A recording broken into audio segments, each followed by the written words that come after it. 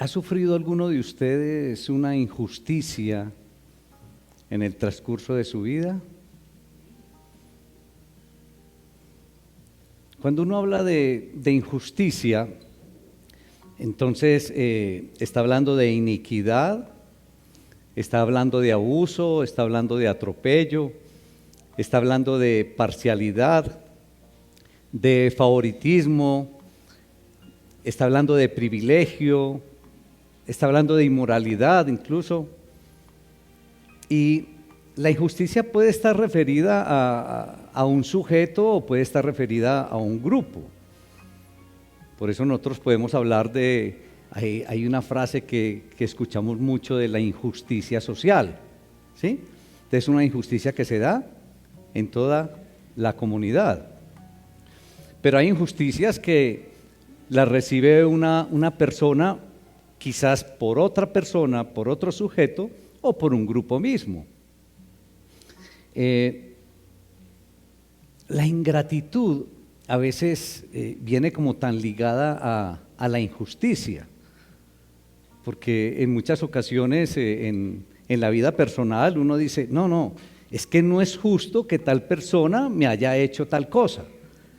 Y de pronto como que queda unida ahí la ingratitud con la injusticia. Creo que de pronto los que están más jóvenes de pronto no han tenido la experiencia de una injusticia que haya marcado sus vidas. Pero creo que la mayoría de nosotros, ya más grandecitos, creo que sí podemos hablar de injusticia. La pregunta es, ¿qué hacer?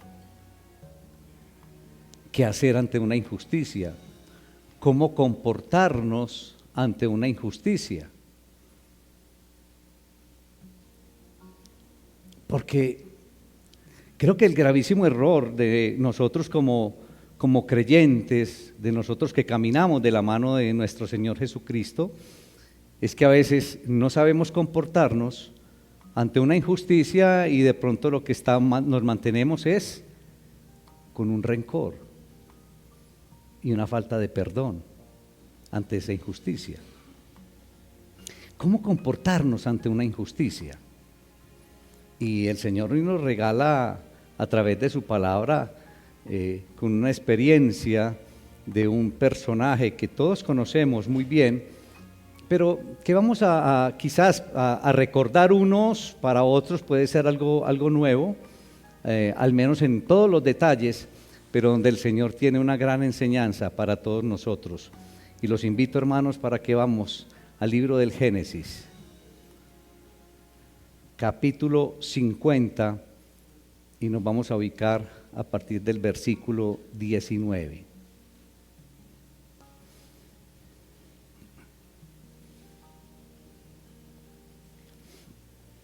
Leo la palabra en el nombre del Padre, del Hijo y del Espíritu Santo. Amén. Y le respondió José: no temáis, ¿acaso estoy yo en lugar de Dios? Vosotros pensasteis mal contra mí, mas Dios lo encaminó a bien para hacer lo que vemos hoy, para mantener en vida a mucho pueblo.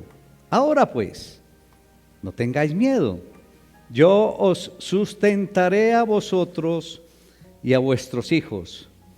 Así los consoló y les habló al corazón. Padre, te alabamos, te damos honra, te damos todo nuestro reconocimiento, oh Padre Celestial, en el glorioso nombre de Cristo Jesús. Ayúdanos, Padre, a entender la enseñanza que tienes para todos nosotros en esta linda mañana. Ayúdanos, Señor, qué hacer ante las injusticias recibidas, Señor. Pero mucho más, Padre Celestial, ayúdanos a no cometer injusticias nosotros hacia otros. Alabamos tu nombre, Padre. Alabamos tu nombre. Te damos todo nuestro reconocimiento, Señor. Y te damos gracias por tu amor, por tu misericordia y por tu fidelidad en Cristo Jesús. Amén. ¿Cómo comportarnos ante las injusticias? Tremendo tema,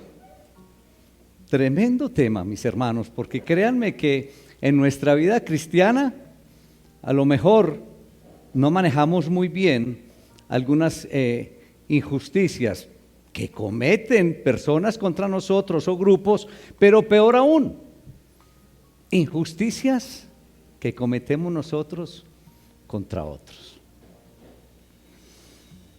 El personaje elegido por el Señor en esta ocasión para transmitirnos esta enseñanza es José.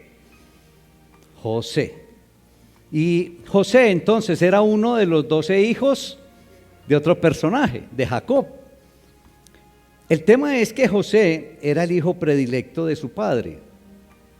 Y en gran parte esta era la razón para que los hermanos entonces de José despreciaran a José. Y adicionalmente a la preferencia que tenía o que gozaba José de parte de su padre, José como que era el sapo de la familia. Entonces era el que iba y le contaba al papá todas las andanzas que habían hecho que cometían todos los hermanos. Entonces lo aborrecían no solamente porque era el comunicador del padre, sino también porque José tenía algunos sueños y estos sueños entonces se los contaba a sus hermanos y a sus padres, y esto indignaba entonces aún más a los hermanos por el significado de los sueños.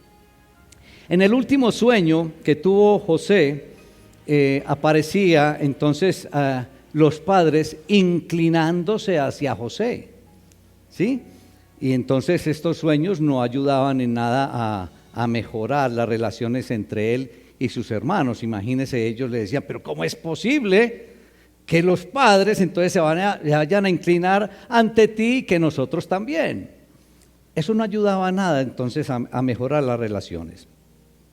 En una ocasión, aprovechando que estaban lejos de la casa, entonces los hermanos vendieron a José a unos mercaderes ismaelitas por 20 piezas de plata. Fue así que entonces como José fue llevado a Egipto, pero fue llevado en condición de esclavo, ¿correcto? Todo eso lo conocemos, algunos de pronto la historia es nueva. Estos mercaderes entonces llegaron a Egipto y se lo vendieron en Egipto a un personaje, a Potifar, que era un oficial de Faraón y era capitán de la guardia de Faraón. Tenía en aquella ocasión, José tenía 17 años, imagínense, en plenitud de la vida, en esa juventud, 17 añitos, cuando fue vendido por sus hermanos.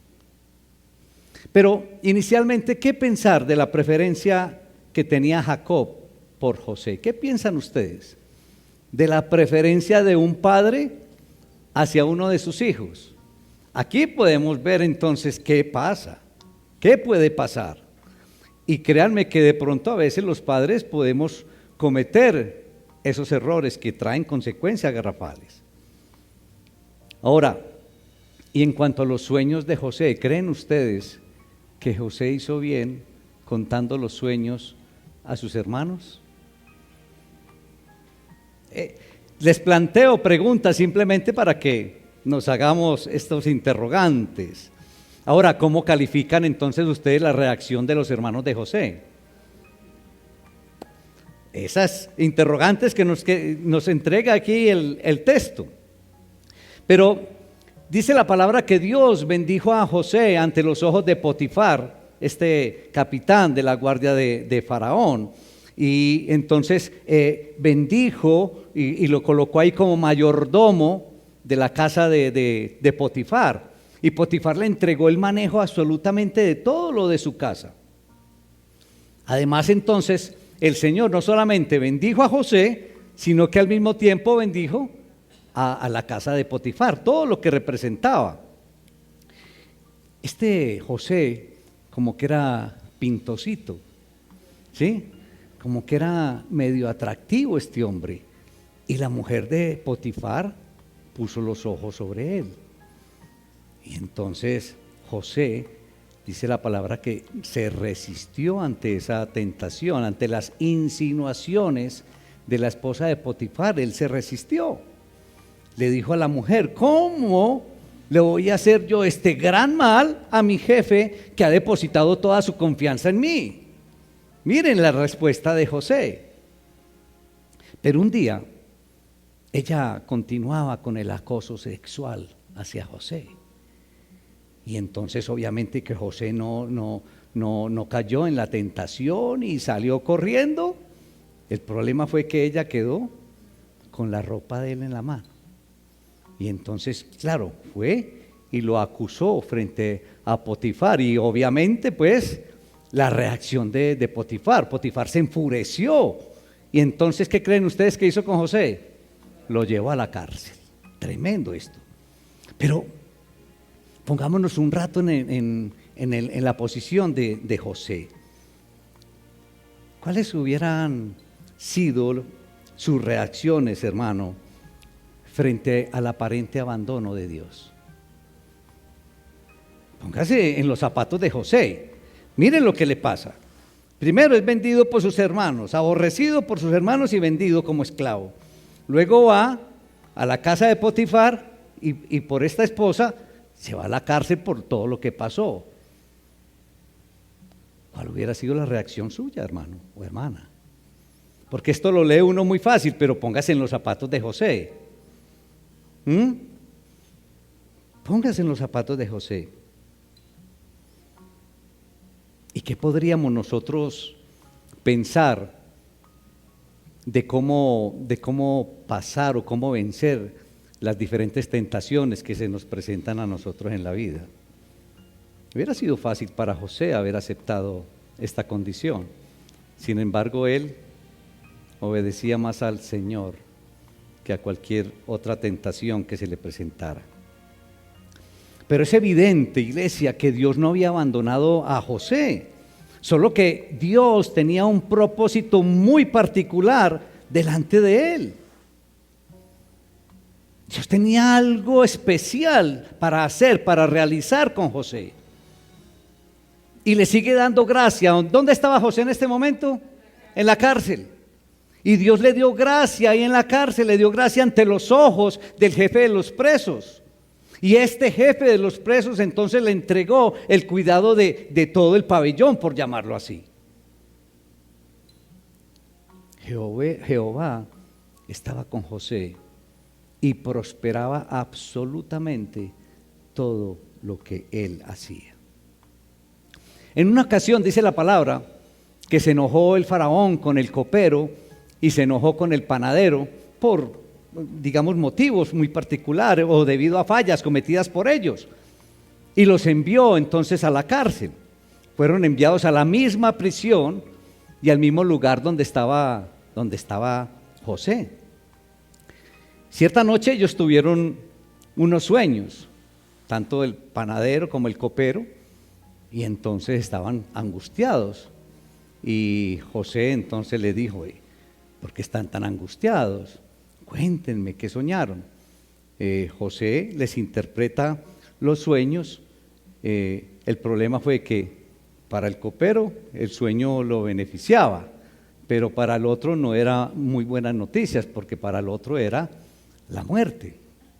Dice la palabra entonces que el uno murió, el otro salió, el copero salió, pero se le olvidó lo que había hecho José. ¿Sí? Entonces, uno vuelve y se pregunta, bueno, ¿qué pasó con Dios? Miren todo lo que va pasando. ¿Qué diría? ¿Qué pensaría José? ¿Qué pasaría por la mente de José? ¿Dónde está Dios? ¿Se ha olvidado de mí quizás?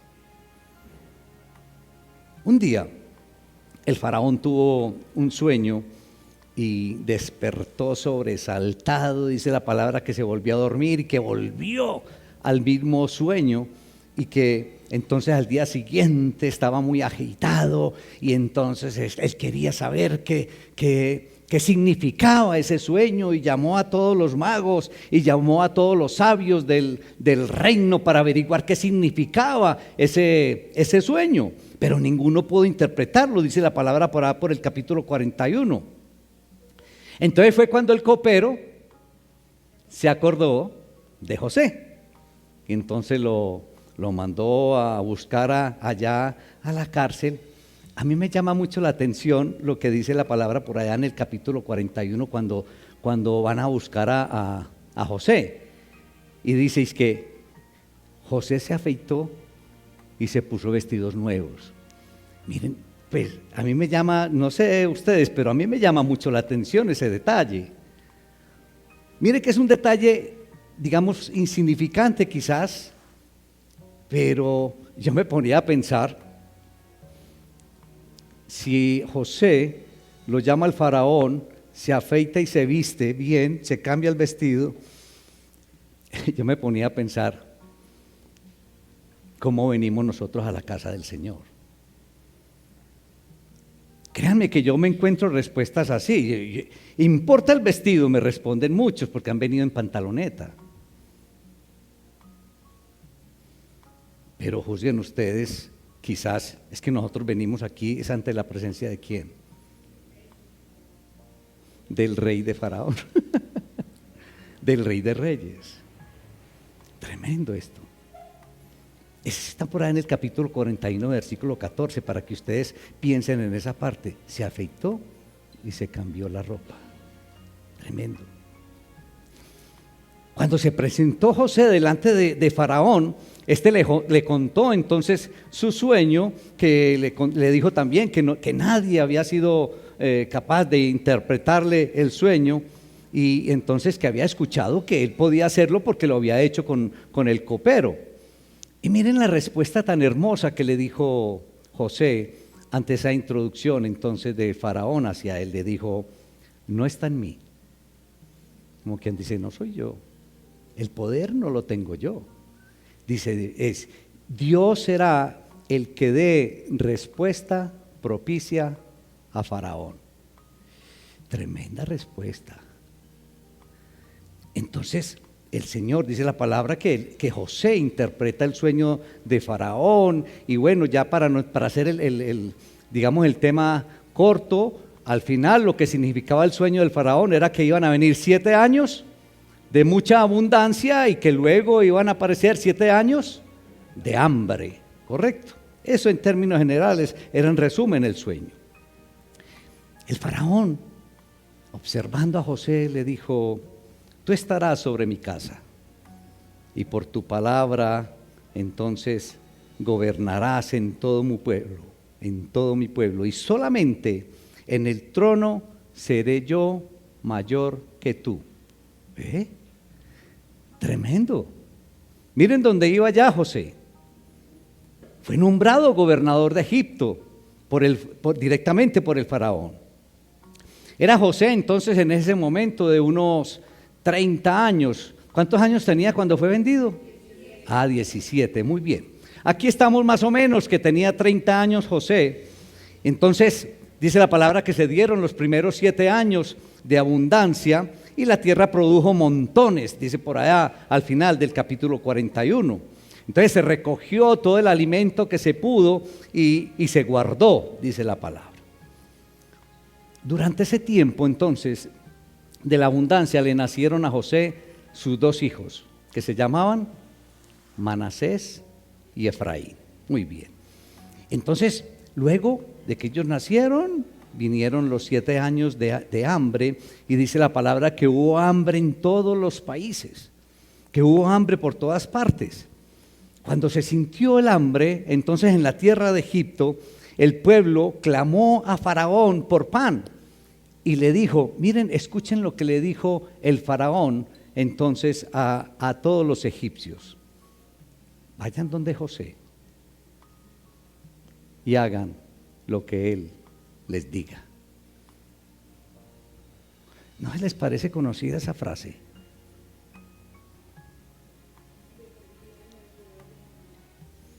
María en las bodas de Caná, esa es una. ¿Qué otra? En la transfiguración, cuando el Señor dice, este es mi Hijo amado, en quien tengo complacencia. A Él oíd. Tremendo.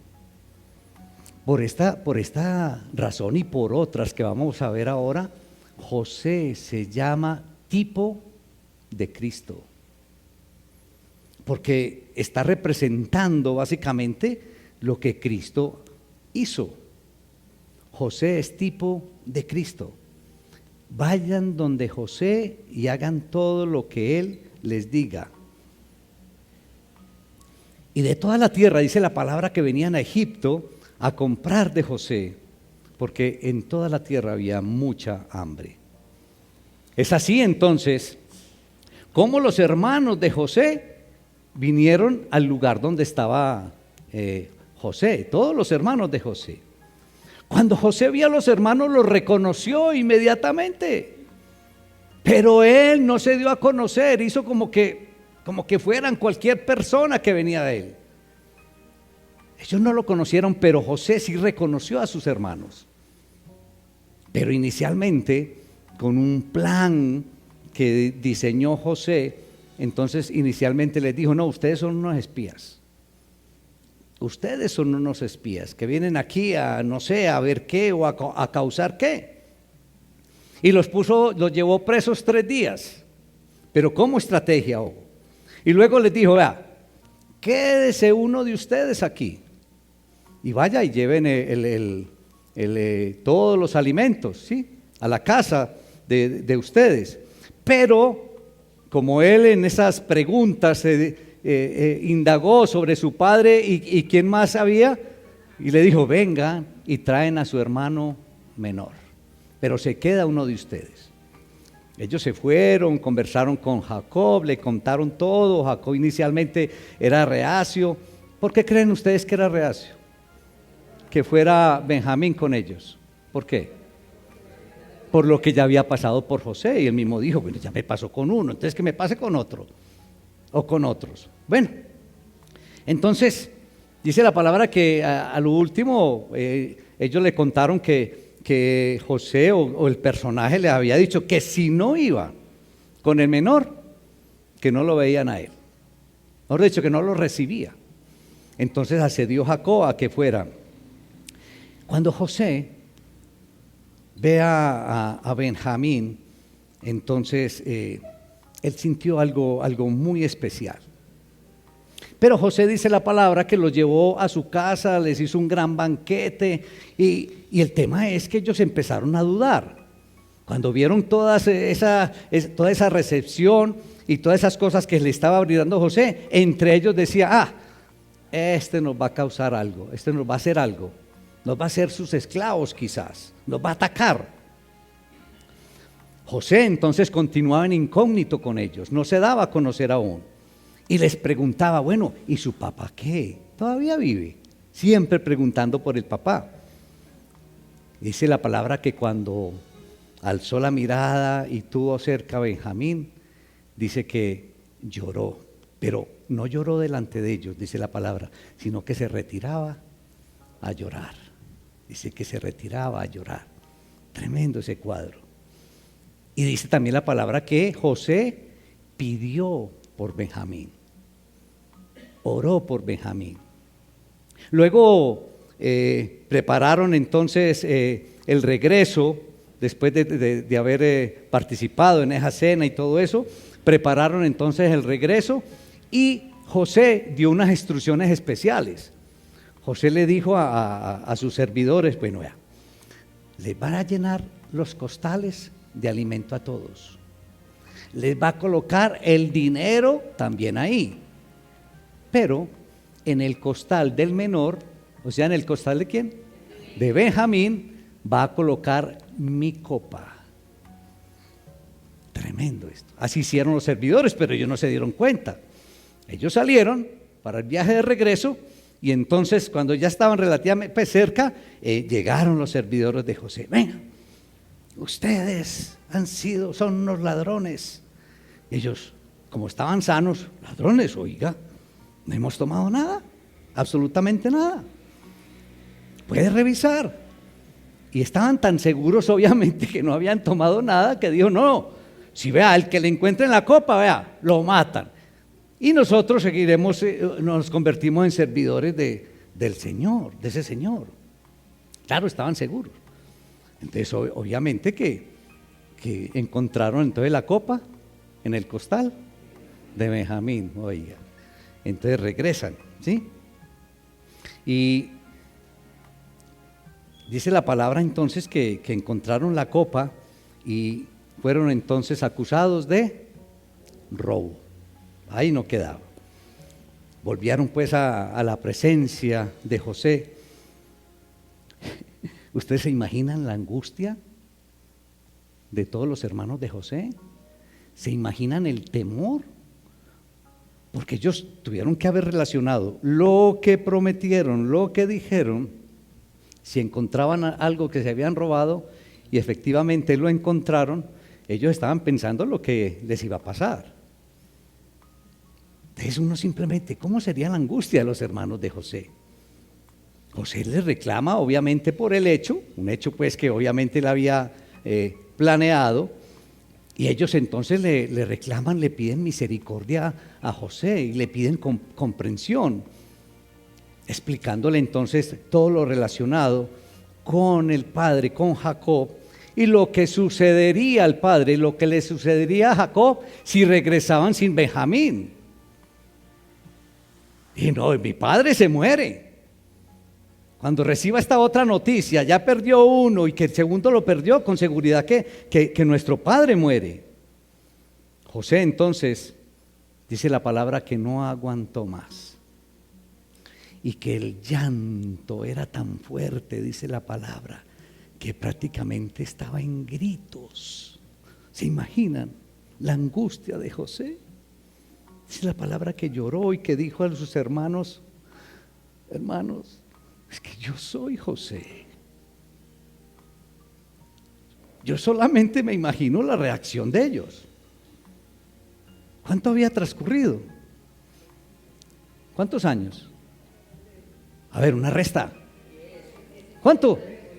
¿Como 10? Un poquito más, Ofelia. ¿Cuánto da 30 menos 17?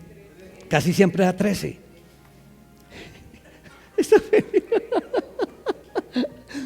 Claro, ¿se imaginan la reacción? Lo que sintieron estos hermanos cuando escuchan de parte de José, es que yo soy José. Tremendo. Y les pregunta, ¿vive aún mi padre? ¿Está vivo mi padre? Esos hermanos estaban mudos.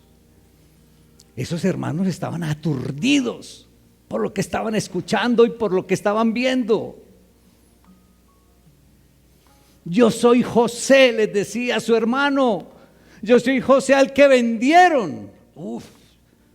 ¿Saben cómo esas palabras yo creo que retumbaron en cada uno de los hermanos? Yo soy José, su hermano, al que vendieron.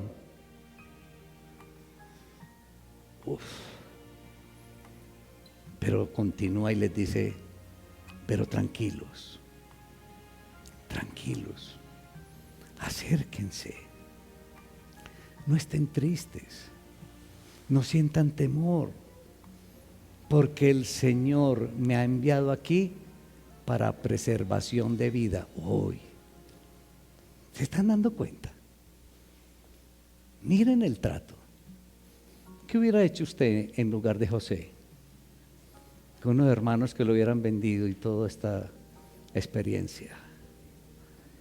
Y José les dice, acérquense, no sientan temor.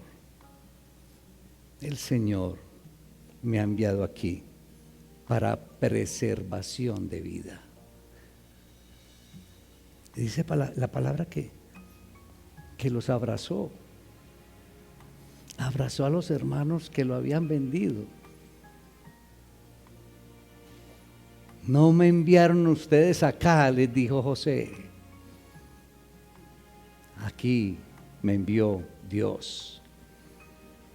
El Señor me colocó en la casa de Faraón como gobernador de toda la tierra. Vayan donde mi padre, cuéntenle qué rol estoy desempeñando, qué papel estoy desempeñando, dónde me ha puesto Dios. Cuéntenle a mi padre y dígale que venga, que lo quiero ver, que quiero compartir con él, que se venga tranquilo, que yo lo voy a sustentar a él, que voy a sustentar a toda la familia, que se venga con todas las posesiones. Le manda a decir José a su padre. Dice la palabra que abrazó a Benjamín y que lloró con él, que igualmente abrazó a todos sus hermanos, que los besó y lloró con ellos. José abrazó a sus hermanos que lo vendieron. José abrazó y lloró con ellos, con los hermanos que habían cometido una injusticia muy grande con él.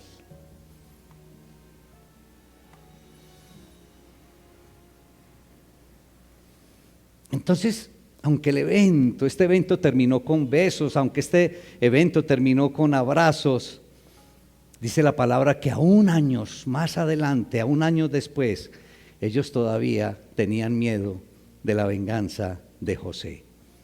Está por ahí en el capítulo 50, versículo 15. Ellos aún tenían miedo. La conciencia, el cargo de conciencia.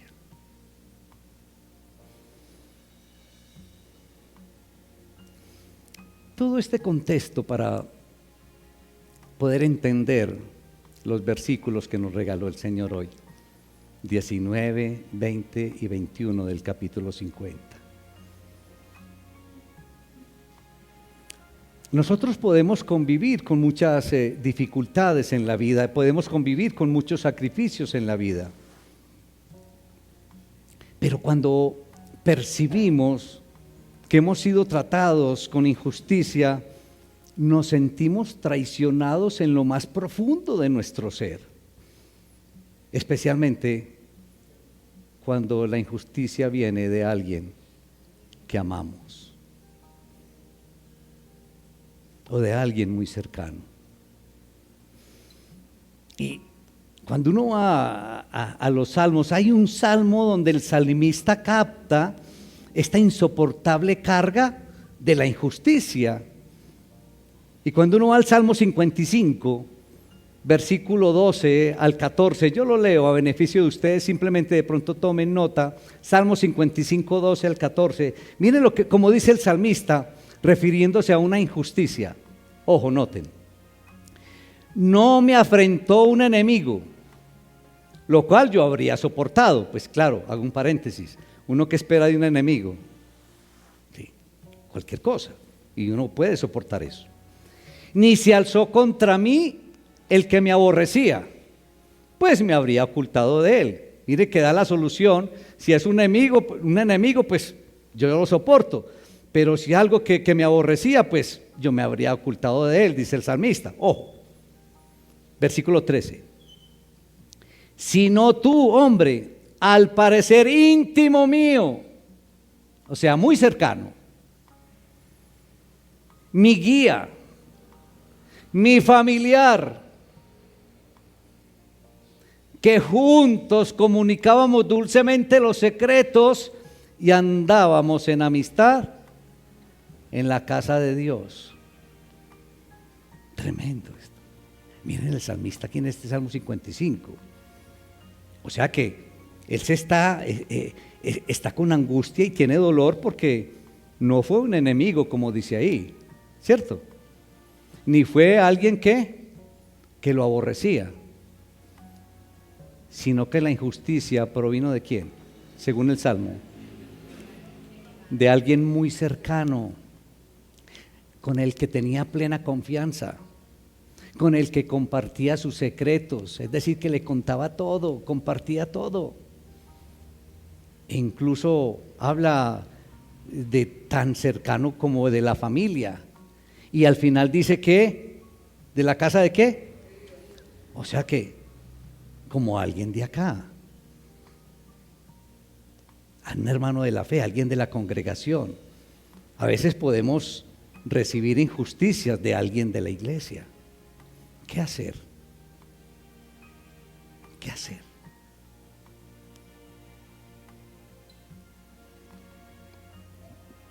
Puede ser entonces un familiar, un amigo, un hermano de la iglesia.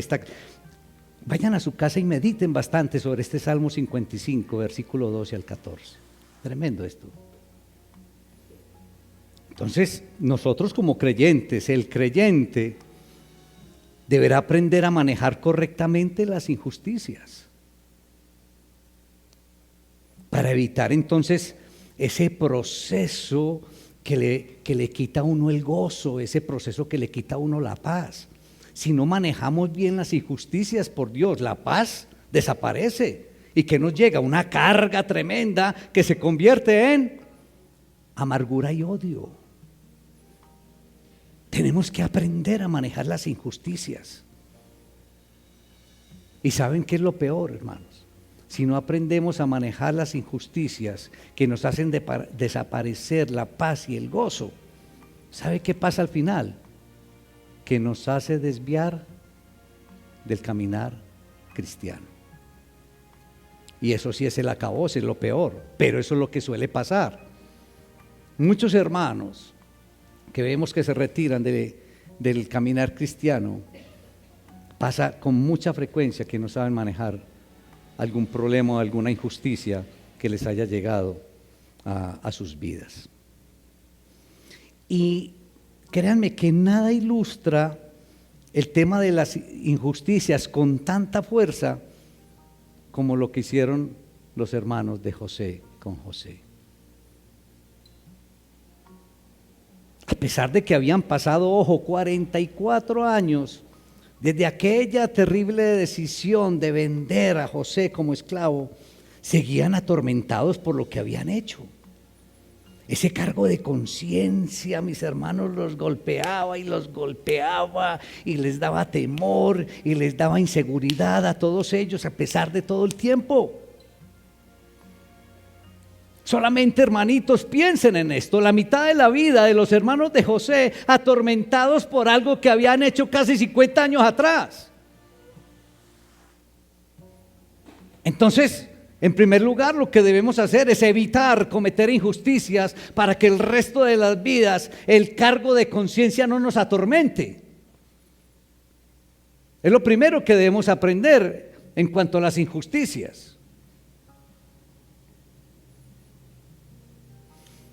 Y en el caso de José, no sabemos el momento en que José resolvió las devastadoras consecuencias de ser vendido de sus hermanos. Es que esto es un tema que no es fácil. Que yo experimente ser vendido por mis hermanos como esclavo, eso era un tema muy difícil para José. Ahora, no sabemos en qué momento él resolvió todo este tema.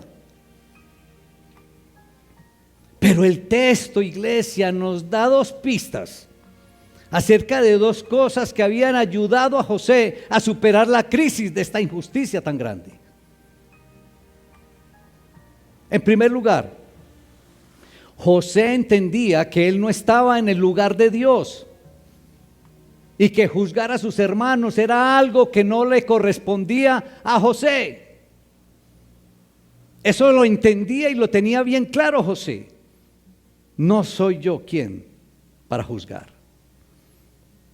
José tenía bien claro que era Dios el que juzgaba.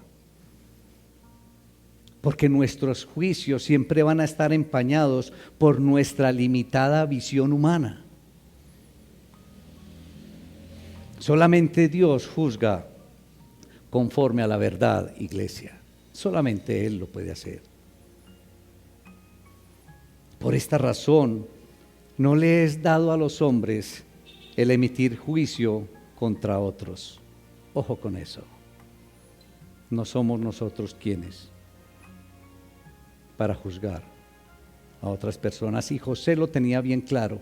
Y es la primera claridad que debemos tener nosotros en el comportamiento ante las injusticias. Cuando uno analiza aún a nuestro Señor Jesucristo Él se abstuvo de emitir juicios. Cuando le dijo a los judíos por ahí en Juan capítulo 8, versículo 15, ustedes juzgan según la carne, les dijo Jesús. Ustedes juzgan según la carne, pero yo no juzgo a nadie. Miren, el propio Jesús admitiendo que él no juzgaba a nadie. Entonces, en primer lugar, la primera pista que nos da el texto es que José entendía que él no estaba en el lugar de Dios, y es lo que nosotros debemos de entender hoy, que nosotros no estamos en el lugar de Dios para juzgar a otros. Y la segunda pista que nos da el texto hoy es que José tenía una convicción profunda de que Dios estaba detrás de todo lo que había pasado. Tremenda esta convicción. Y es una convicción que es fundamental para el Hijo de Dios, que Dios está detrás de todo lo que sucede.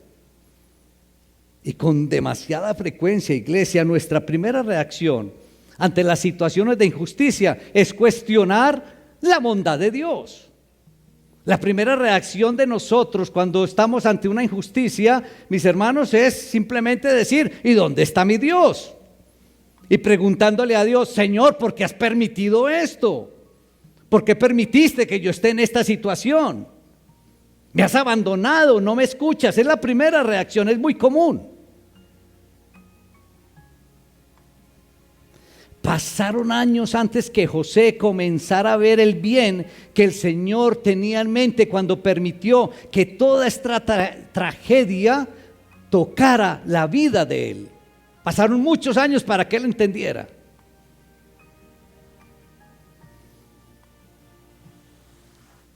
Mas la convicción, iglesia, que José tenía, que Dios puede convertir las peores maldades en bendición, siempre existió en la mente y el corazón de José. La convicción de que Dios puede convertir las peores maldades en unas bendiciones hermosas. Y esto guardó entonces el corazón de José de la amargura y lo guardó del dolor.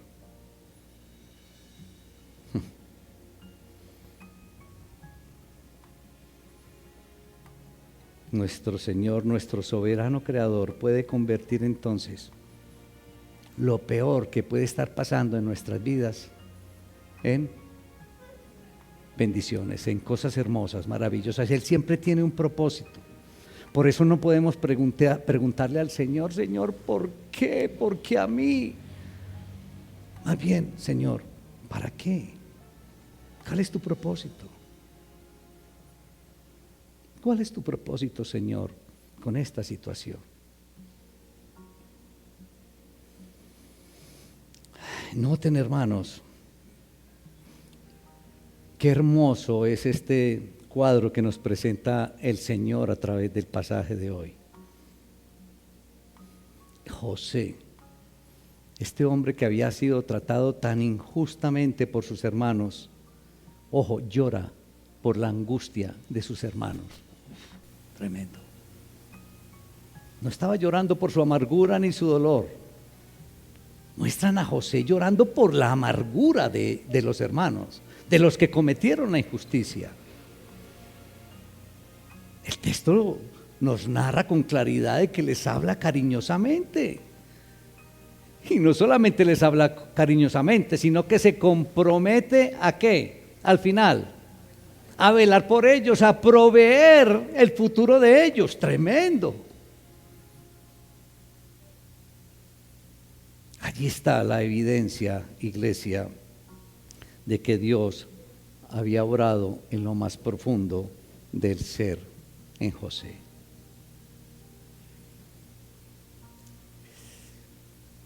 Uno puede ver en esta enseñanza, iglesia, que el herido, el que había recibido la injusticia, ministra, ayuda, consuela, abraza a los que lo habían herido. a los que habían realizado, a los que habían cometido la injusticia para con Él. Uno lo ve con claridad. Esta es la gracia divina, iglesia. Esta es la gracia de Dios.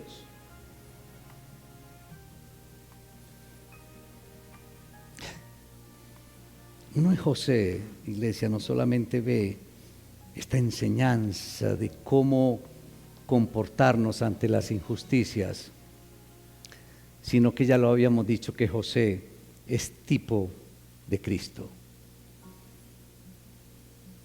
José manifestó: es que me ha enviado para preservación de la vida. ¿A qué vino Cristo? A la preservación de nuestra vida, iglesia. De tal manera amó Dios al mundo que dio a su Hijo unigénito, para que todo aquel que en Él cree no se pierda, mas tenga vida eterna. ¡Qué maravilla! El faraón dijo: hagan lo que José les diga. Pero el soberano creador también lo dijo: este es mi Hijo amado, en quien tengo complacencia. Escúchenlo a Él. Así, hermanos, que en José recibimos esta enseñanza de cómo comportarnos ante las injusticias. Pero en Cristo continuamos recibiendo la misma enseñanza de cómo comportarnos, no solamente ante las injusticias, sino en general de cómo comportarnos. A Él sea la honra, a Cristo sea la gloria por los siglos de los siglos. Amén.